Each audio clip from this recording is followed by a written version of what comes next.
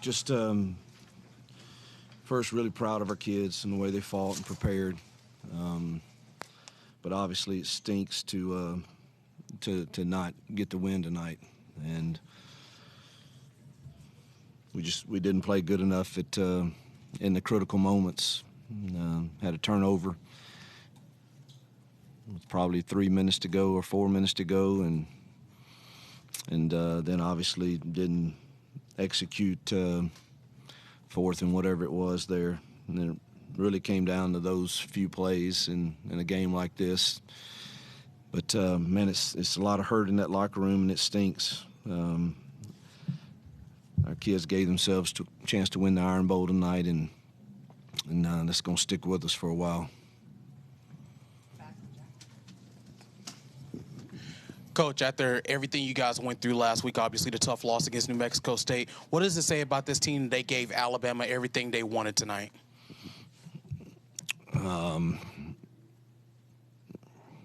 Proud of the way our kids fought and prepared. That's the way an Auburn Tiger should do it every single week. Obviously, it's a little easier when you're playing in this magnificent, awesome rivalry, but it makes the hurt that much more when you don't get it done. But I'm proud of the way that they fought and bounced back, and I thought they executed our plan pretty well, and gave us a chance to win the game. You can talk about that, the last play, that 4th and 31 defensively, the decision maybe to not pressure him and sit back. I mean, you can second guess it. You just got to play with vision, and we got 9 guys back there, and just play with vision and make a play on the ball and knock it down. And he felt like he was shoved off, but I couldn't tell. But I mean, you can pressure him, and then you got one-on-ones, and they throw it up. You can do that if you want, or you can play. I like the call. I just think we got to just sit back there with vision and knock the ball down. Hugh, the muff punt. Correct me if I'm wrong. Was that Coy back there or Keontae? It was Keontae. It just the how big that play was in this game.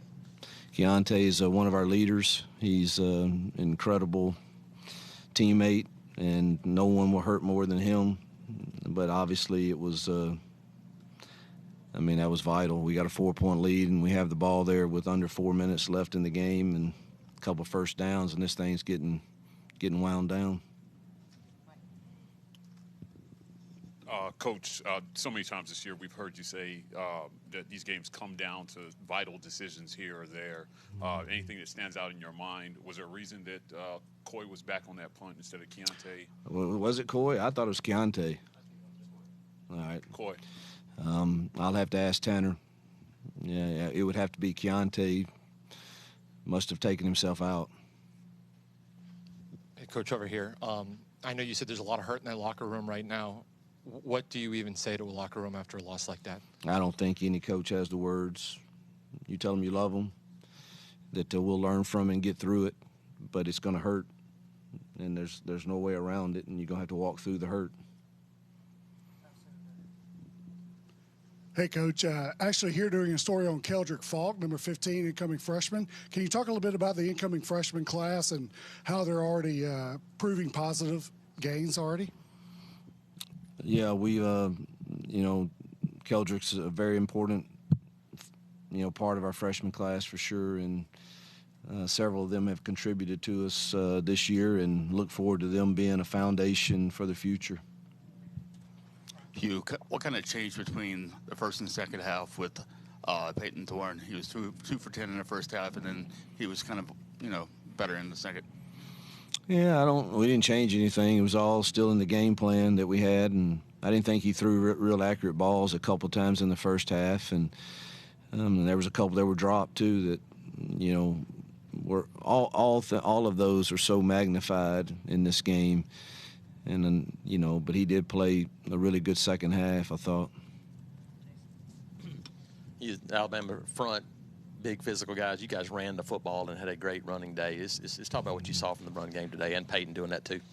Well, we had a good plan, and They do have a really good front, and but our backs and tight ends and O-line took it personal. We knew we had to run the football to win this game, and thought we ran it well enough to win it. Just came up short.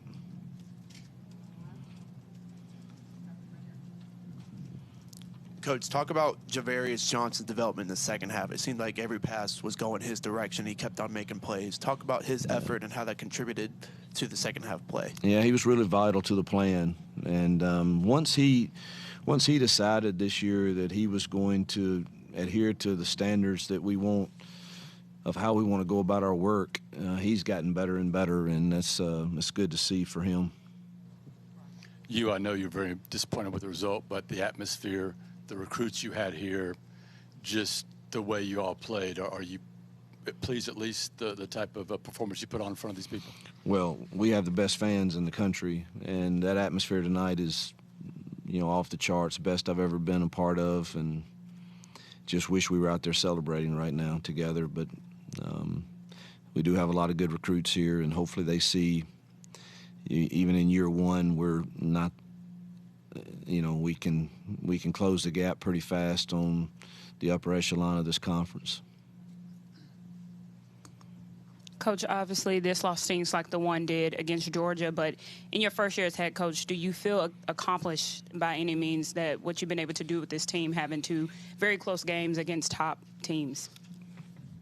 Well, if you isolate it to those two games, you feel like you've done some good things, but it's hard when we get judged in this game on wins and losses, and we all know that when we get signed up for it, and when you have a chance to win one like we did tonight against a team that's playing for our conference championship next week and our rival, it's hard to feel anything but hurt and disappointment, and you wish, like I said earlier, you were out there with the Auburn faithful and celebrating another Iron Bowl win at Jordan-Hare.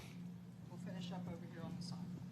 Coach, this first year, it's not exactly what you expected, but for the next years, what does vision look like for Auburn University?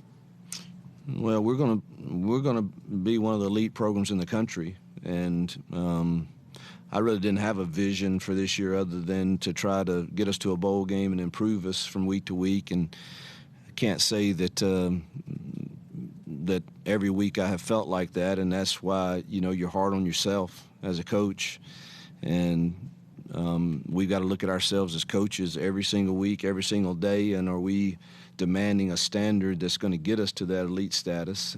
That combined, obviously, with recruiting classes that are comparable to the upper echelon. I mean, we can't recruit in the 30s and 40s and 50s and expect all of a sudden to walk out there and just be great coaches. And it's a combination. You've got to coach to a certain standard, and you've got to, recruit somewhere close to level par to the way those guys and some others in this league are.